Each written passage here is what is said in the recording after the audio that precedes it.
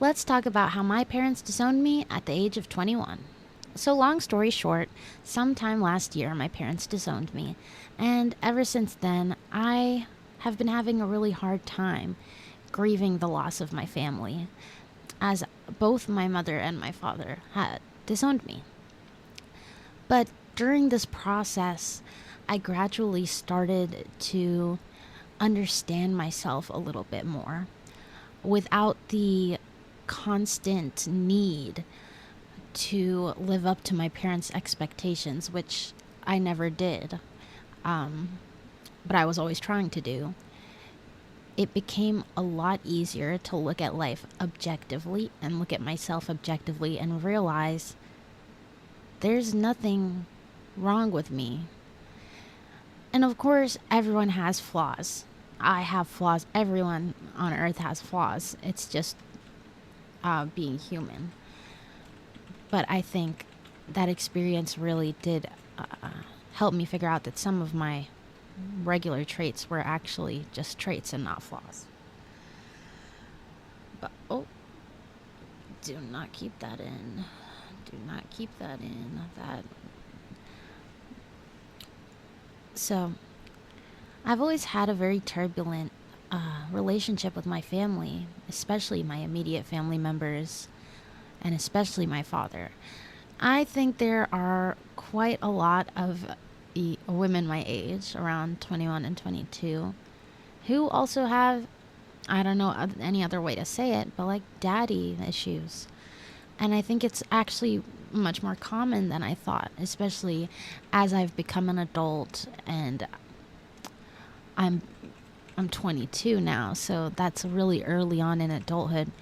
But I've met so many women who had the same stories as me, except, yeah, same stories as me, regarding like having a dad who didn't care for them or neglected them or just didn't appreciate their daughters, didn't want their daughters or something.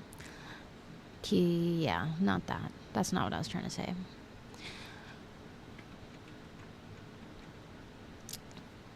As I've become an adult and in this early adulthood that I'm at, I've still met so many women my age who suffer with the same problems with their fathers.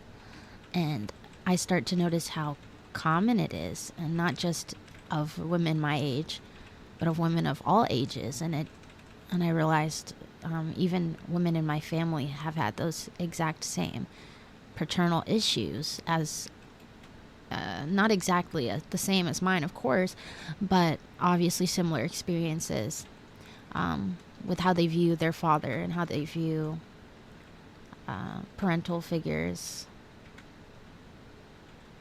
That's not what I meant either. But just as how they view their fathers. And then on the opposite spectrum, because obviously my mother has also disowned me, although my parents are divorced, but they mutually disowned me in a way. Yeah. But when I think of a woman's relationship with her mother, I didn't realize how turbulent it actually was once you reach adulthood. I feel like when you're younger, you're not able to pick up on the subtle things that your mother does, or the slights that she gives you, or just anything. You don't really pick up on any of that negative or passive behavior. And so when you do grow up a little bit and you start to understand yourself and other people more and people's motivations in doing things and saying things, you start to look at your own relationship with your mother, and you realize this relationship is a very toxic, lonely one. Yeah, I think that's kind of been my conclusion about motherhood done wrong. I'm sure there's a way to do motherhood right, of course, but motherhood done wrong is very common amongst daughters. I've noticed many daughters with a strained mother relationship, which is, it is what it is. And that's kind of like how I like to look at it, because it truly is what it is. Technically, family doesn't have to. Family doesn't have to be the only thing that could save you when you're fallen. Of course, you're alone in life, so I especially don't rely on family members, because they're not they're not often more reliable than friends you meet or just yourself. Although they like to portray themselves that way, I've noticed. But they're never really there for you. So, but I did want to get into the story, because this is a story time. I want to stop ranting about mother and father issues, which many people have. I'm not over here like I'm the biggest victim, guys. I'm the biggest victim. I really actually think having a victim complex is very bad for you. Even if you were victimized, victim complex can ruin your life. It causes you to self-sabotage.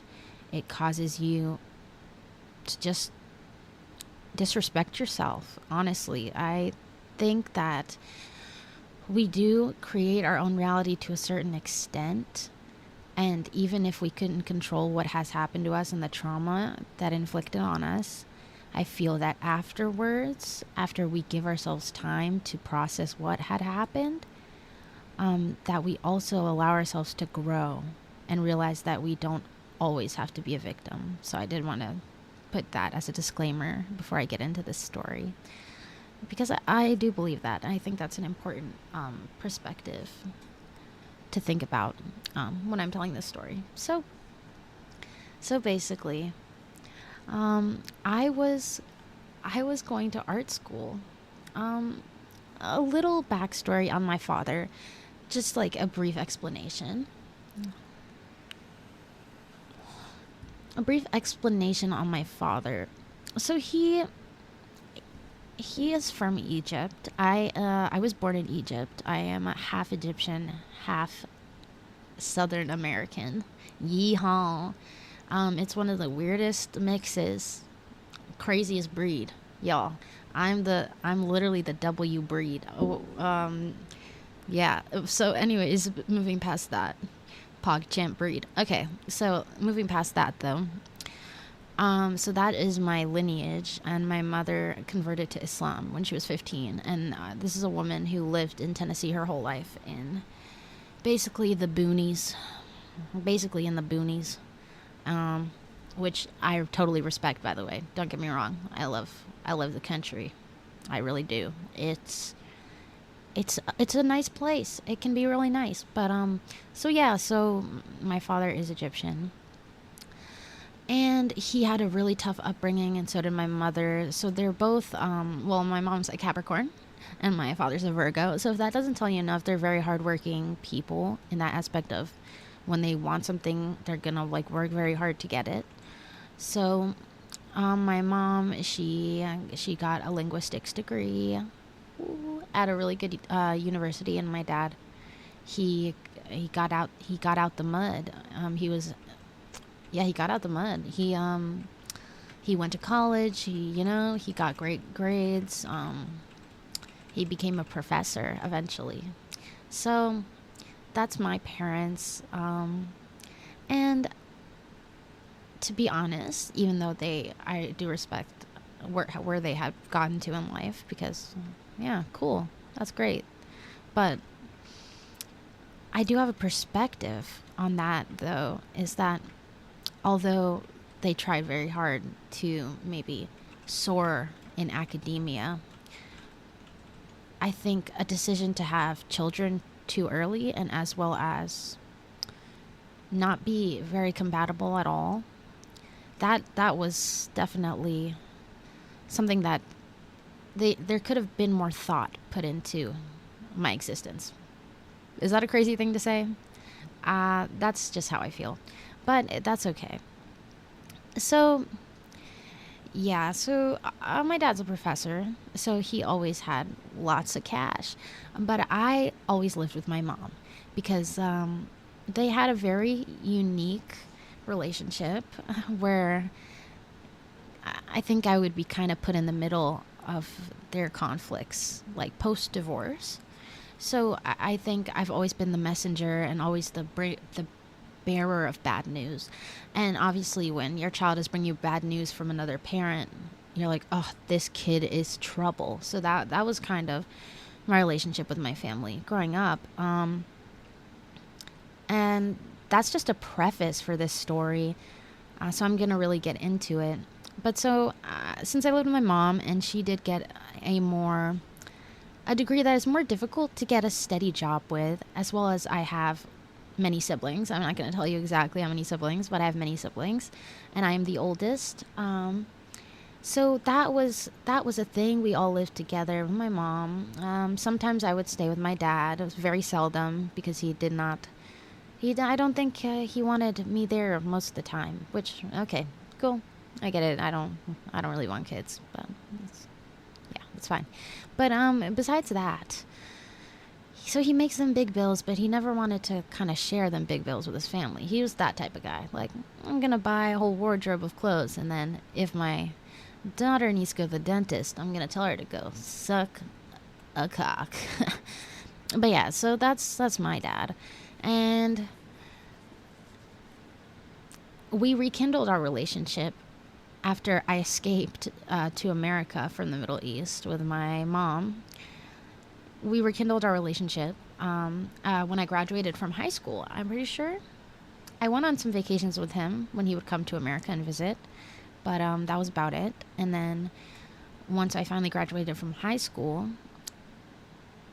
it was a fair game because we started talking about colleges. He really wanted me to go to college because both of my parents are first generation when it comes to going to college. So they're the first people in their like family lineage to go to college. That is an amazing feat, by the way. So I also felt that pressure. I was like, I need to go to college because they went to college, and I need to go to a really good college because they both went to really respectable colleges, even though they didn't have the resources to go there, and they took out huge loans, and like I need to assume that responsibility too, because I just felt that way. So actually though, I had a secret that I was keeping from my father the whole time, because as I said, my father is Egyptian, and for those who don't know much about Middle Eastern, North African culture, boyfriends aren't really a thing. Yeah, like relationships, it's kind of not a thing, and it's kind of really bad and not allowed. But obviously, I'm also American, so I was like, I've never been the type to also follow any strict rules. It's just not in me. I don't really operate that way. So that was always a big problem with my family. But yeah, so a little bit of a troublemaker, I guess I am perceived as. And after I graduate high school, I go on a trip with my dad. He comes back to America. He keeps trying to visit me, and also see my brother. So we go on a trip, and we go all around the country. And not the country, just like a few states in the South. Like Florida and Georgia. That's what it was. We went to Georgia first, and I actually met my current boyfriend there. And we like kept in touch after I returned back to my mom's house, or technically my grandma's house that we were living in. And we kept talking. And then I went to Georgia again to visit, and then I just eventually moved there because we said, fuck it, let's live together. I really hated my life living with my mother. And I feel like a lot of people could potentially relate to that depending on who their mother is. But I really couldn't do it much longer. We had a very strained relationship by the time that I left, and that I was about 19 years old. Yeah, I was 19, I'm pretty sure.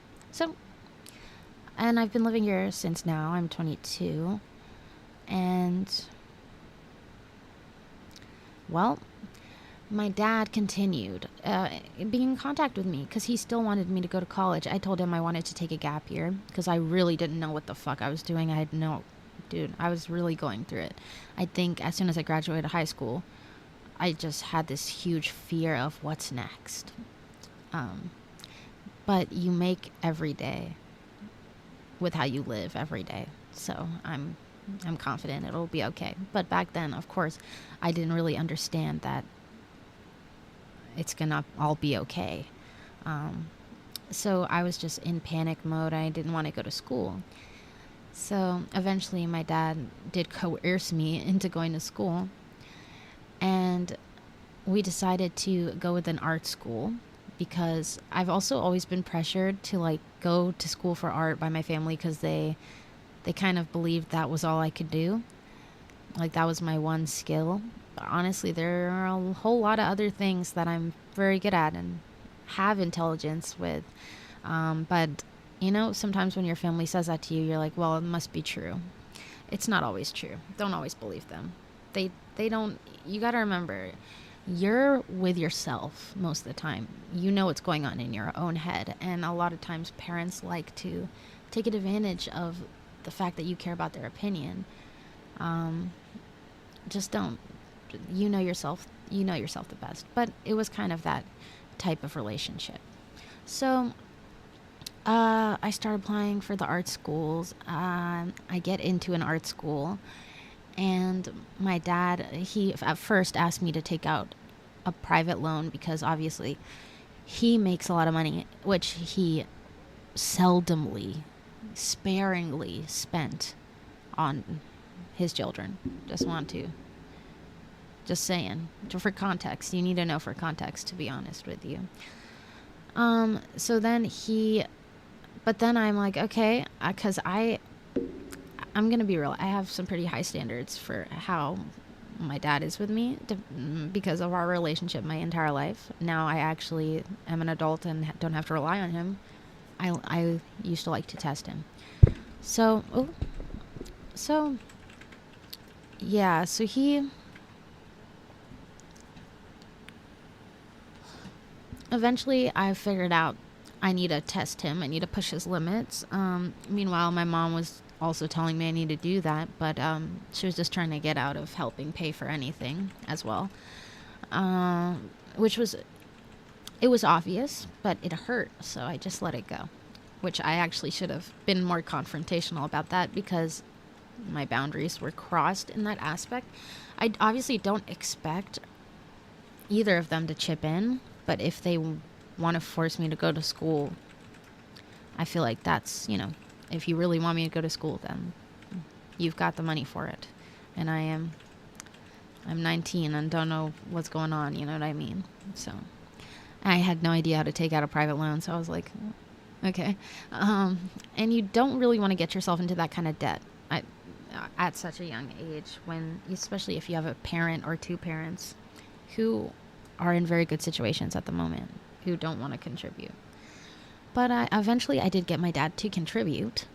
And I thought, yeah, like this is a great opportunity. And actually my dad's being very kind and he's being very generous. And he had never really been that way with me. So I was just very happy. And I thought we were going to rekindle our relationship. Yeah. So about, I would say did I even make it to my second year?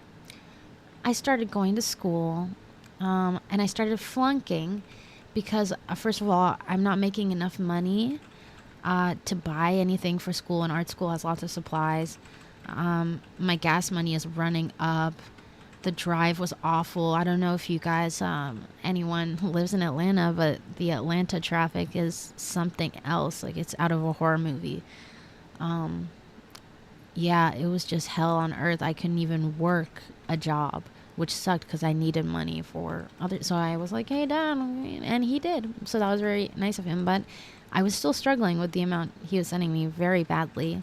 And I was stressed out, and I was getting new jobs. I had to switch to online school because I needed to get a job. And he was like, don't get a job. And I don't think he truly understood what was going on in my life and why I needed a job, because I needed things. Like, I needed to live. My quality of life was so terrible. So eventually we get to the point where they disown me. And I'm in school for a while and I'm flunking, and I'm just really in a terrible spot in my life. And my mother was the reason. My dad, my father, my mom, rewind. My mom was the reason that my dad disowned me and stopped helping me pay for my school. So that really sucked because she pushed it so hard, and then she got him to not want to contribute anymore. It was a strange moment. So what she did was she just told him that I was in a relationship. And of course I had hid this relationship from him because he's Middle Eastern and I really just didn't want to set him off like that. And I did want to go to school, if not to fulfill his needs for me to go to school, then to maybe be more set up for life. I don't know. But at the end of it, I guess I wasn't meant to do that because my mother had told him on a random day that I was in a relationship. So he sent me an email saying that I would have to move out and go to my mom's house if I wanted to keep going to school. And then my mom, I asked her, like, would you even let me go back? And she said, no, you can't stay in our house. We don't have room for you. And the hardest part about that was realizing that my mother didn't have my back at all, not even one tiny bit. Even though we've gone through so much together. We had went through so much together. I feel like my whole life was just me and my mom. But when it comes to, I don't know, when it comes to now, it's different. And I feel like that happens with a lot of people too, is that their relationships with their parents either blossom or they completely just never talk to them again. And I think that's the direction I'm going in because I haven't talked to them for maybe it's been a year, nearly a year. I don't know if I'm getting time mixed up. But it's something I do grieve about. Not because I regret putting up the boundaries that I did that led them to disowning me, because they were not going to until I kind of stood up for myself and told them, you're not welcome to speak with me any longer, because they had threatened me to do that. So I said, bet, do it then. And it felt very healing to finally reject the advances of my parents and the expectations, because it really was such a huge burden, to be honest. I hate to call it a burden, but it truly was on my mind and body and soul, and I felt like I couldn't truly be happy, especially unless I was accomplished. So I do grieve from it sometimes because obviously I love my siblings and I miss them. But overall, you got to do what you got to do for your own peace. And it's like a tough reality to face, but it's reality nonetheless. And I think that's okay. That's okay because some people just don't deserve your energy. Some people don't deserve your grievance. Sometimes you live better apart. And that's okay. Because I'm living better. They're living better probably without me. If they're not, it doesn't inconvenience me either way. But I really wanted to talk about that story and just let you know, not everyone's parents are looking out for them necessarily. So be nice to people because you never know their circumstance. But also, don't let circumstance hold you back from anything. You can do whatever you want. Just do it. Just do it. If it's good for you, then just do it. All right. That's basically the story. So remember, if you're a 21-year-old woman, don't get a boyfriend. Or you're a slut. I'll see you later.